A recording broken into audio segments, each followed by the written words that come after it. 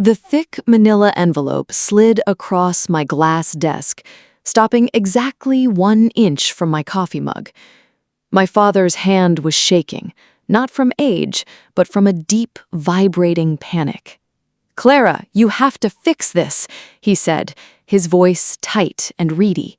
"They're freezing the operating accounts. Your sister is crying in the car." I didn't look at the envelope.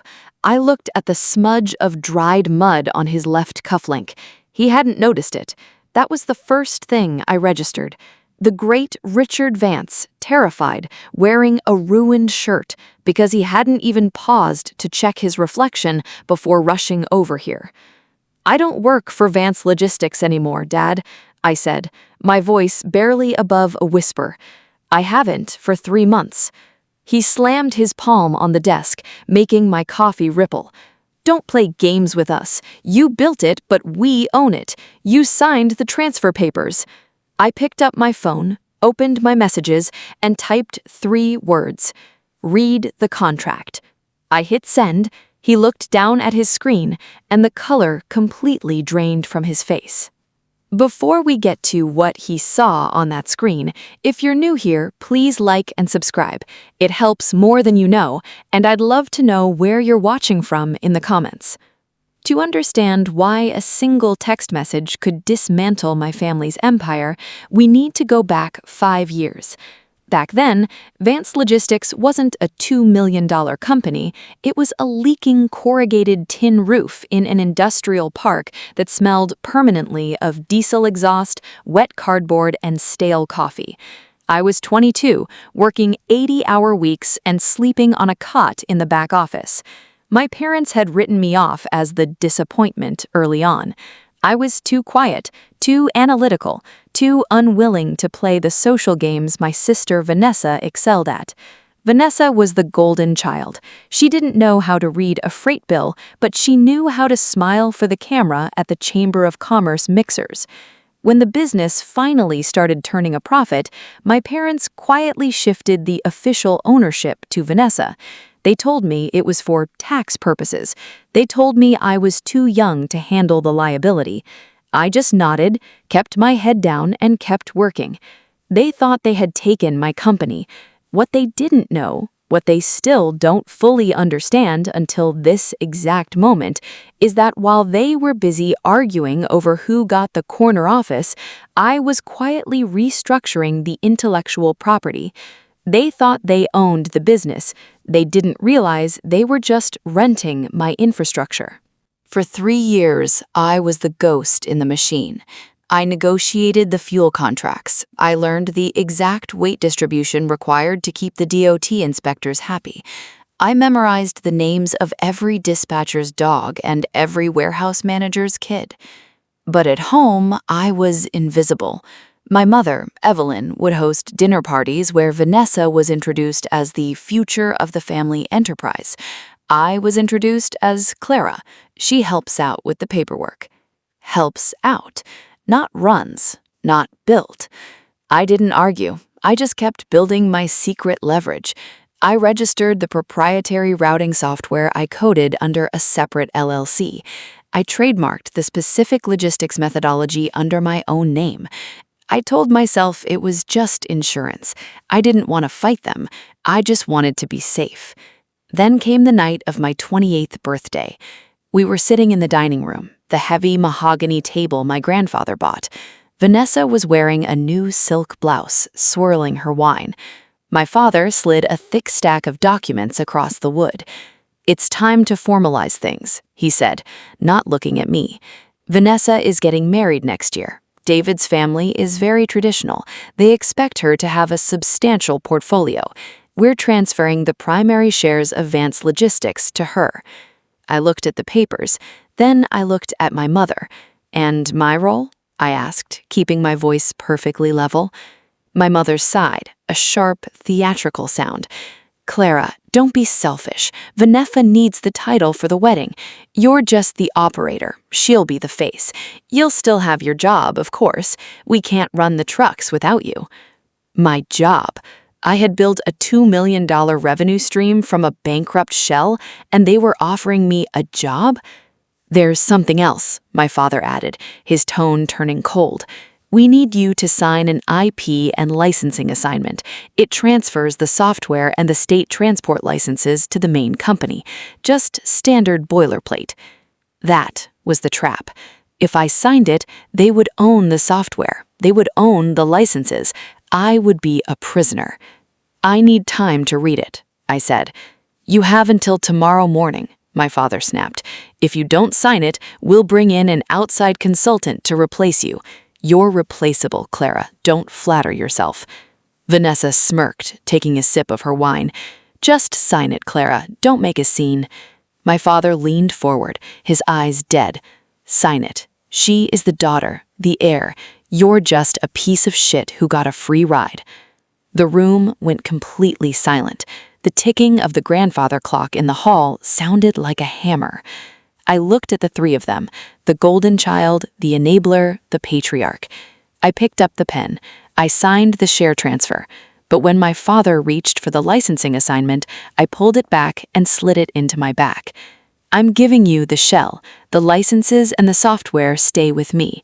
He laughed, a cruel barking sound. "You don't own the licenses, Clara. The company does. Check the registry, Dad." I stood up, walked out the front door, and never went back. I quit that night. They thought they had just fired their employee. They didn't realize they had just locked themselves inside a burning building. The heavy oak front door clicked shut behind me. The sound was final. I stood on the porch for exactly 60 seconds. I tried to hold it together, but I couldn't. I broke down crying, my heart hurting more than I thought it could. For a moment, I just stood there, hoping someone would come back and tell me this wasn't really happening. I had my laptop, my phone, and the legal rights to the routing software and the state transport licenses, but I had no trucks, no warehouse, no capital, and no family. The next morning, I moved into a studio apartment above a commercial laundromat. The air always smelled of industrial bleach and scorched lint. The radiator clanked like a dying engine. It was a massive downgrade from the guest house I'd been paying to maintain out of my own pocket. My parents didn't call to check on me. They called their lawyers. I found out later that Richard Vance sent a cease and desist demanding I hand over the licenses. His attorney took one look at the corporate registry, took off his glasses, and told my father that suing his own daughter for property she legally registered 3 years prior would be financial suicide. So they tried to run the business without me. Meanwhile, I started over. I registered a new LLC. I bought a second-hand desk and a used monitor. I started doing freelance dispatching and route optimization for independent owner-operators. If you've ever had to rebuild your life from absolute zero after the people who were supposed to protect you threw you away, leave a comment below. It helps to know you aren't the only one. The first 2 years were a masterclass in exhaustion. I worked 14-hour days. I ate rice and beans. I missed my own birthday. I missed Christmas. When my mother's sister got married, I wasn't invited. The silence from my family was a physical weight, a cold pressure in my chest that never quite went away. But I had a secret advantage, my proprietary software. While my parents were trying to manually dispatch 50 trucks with Vanessa's vision boards and my father's outdated Rolodex, I was quietly optimizing routes for small fleets in 3 different states. I showed my clients how to cut fuel costs by 18%. I showed them how to maximize payload without violating DOT weight limits. Slowly, the small wins compounded. By year 3, I had enough capital to lease my first warehouse. Not a massive corrugated tin shed, but a clean, climate-controlled 50-unit facility. I hired my first full-time employee. I was finally breathing. I was finally free. But freedom has a way of casting a long shadow. I was sitting in my new office reviewing a quarterly projection when my phone buzzed. It was an unknown number. I almost let it go to voicemail, but something made me answer. "Clara?" The voice was raspy, trembling. It wasn't my father. It wasn't my mother. It was Vanessa. She sounded like she hadn't slept in a week. "Clara, please, you need to come home." I didn't feel a surge of triumph when I heard her voice. I just felt a cold, clinical curiosity. "Why?" I asked. My voice was flat, betraying nothing. Vanessa sniffled, a wet, ragged sound. "It's the business, Clara. It's falling apart. Without your routing software, the dispatch is a disaster. We lost the Miller account last week, and now the IRS is auditing the 2021 share transfer. They're saying the valuation was fraudulent. Mom's a wreck. Dad's blood pressure is through the roof. Just bring the licensing paperwork. We can reverse the transfer." "I'll meet you in an hour," I said, and hung up. I didn't go to the old house. I told them to meet me at a sterile, glass-walled conference room I rented downtown. I wanted them to see the environment of the woman they had discarded. When they walked in, the physical decay was startling. My father's skin was a sickly, ashen gray.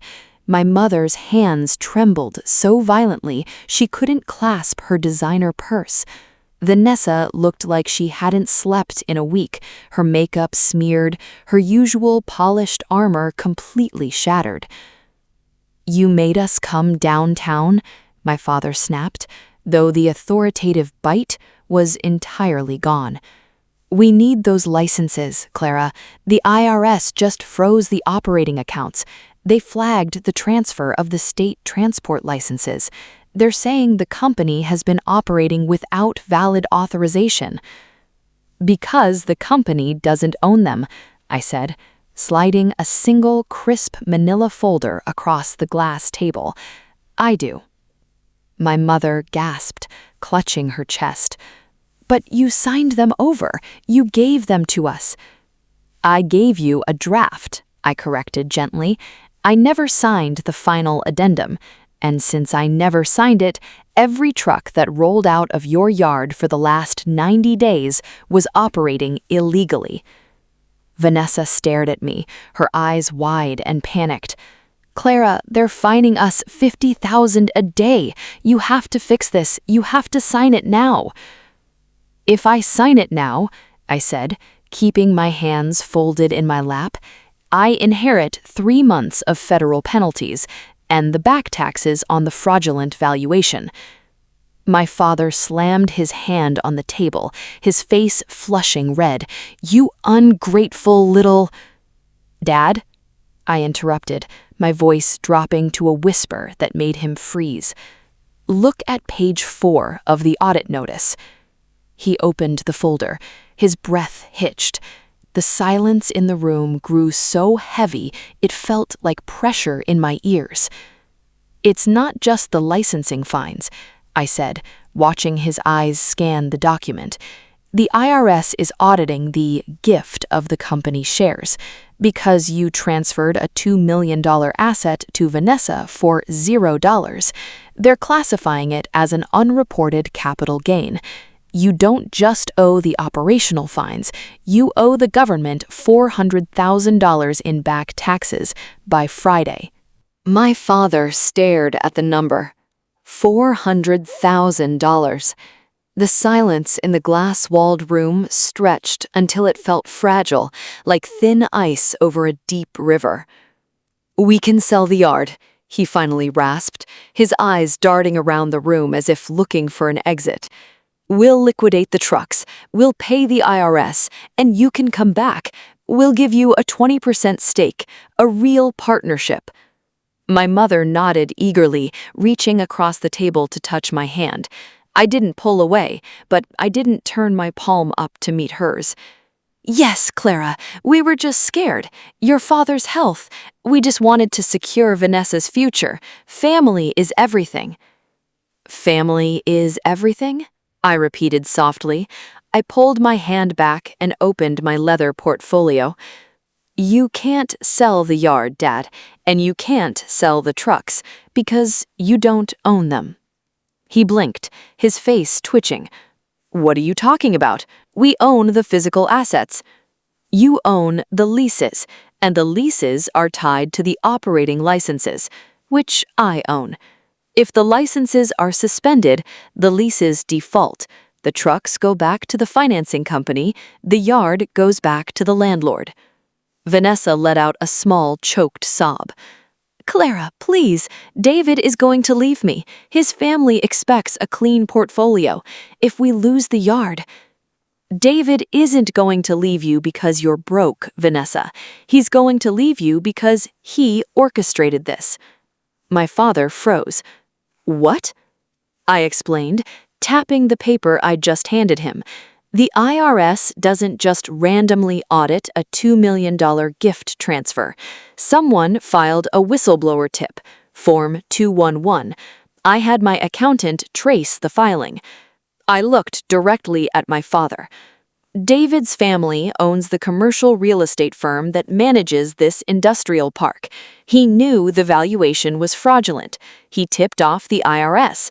He's been waiting for you to declare bankruptcy so his family can buy the physical yard for pennies on the dollar." The color vanished from my mother's face. She looked at Vanessa, whose mouth was hanging open in shock. He wouldn't?" Vanessa whispered. "He already did. You don't have a business, Vanessa.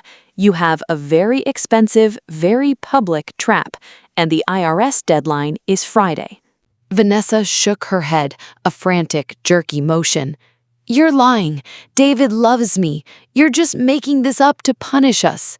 I didn't raise my voice. I simply reached into my portfolio and pulled out a single bank statement, sliding it over the glass. His family's real estate trust wired $2 million into an escrow account on Tuesday.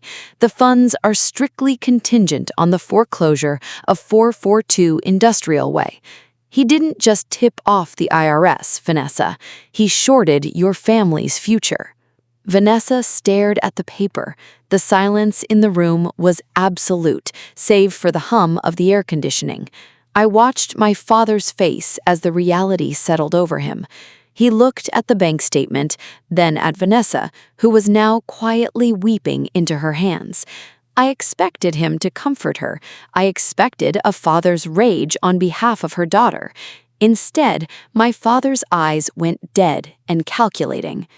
"We can annul the engagement," Richard muttered, more to himself than to us. "We'll sue the boy for tortious interference and fraud. We'll tie his family's trust in litigation for a decade. We can still salvage the real estate."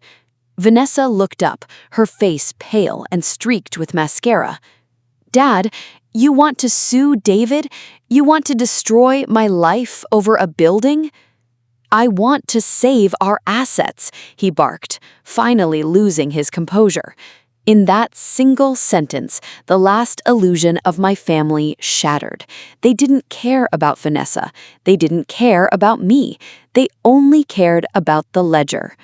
My mother turned to me, her hands trembling as she reached across the table. "Clara, please, we are your parents. We made mistakes, but we are family. You can't let us lose everything."